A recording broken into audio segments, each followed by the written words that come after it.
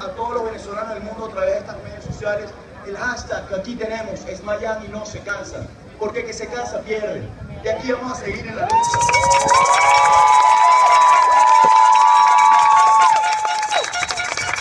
Os invito a que manden fotos a todos los medios, a todas las personalidades, pero de la violencia, mostrando lo que de verdad está pasando, mostrando cómo están torturando a los estudiantes, mostrándole las caras de la gente, cómo sale maltratada de las cárceles. Ayer detuvieron a un amigo mío y esta mañana me mostraron una foto de lo que hicieron.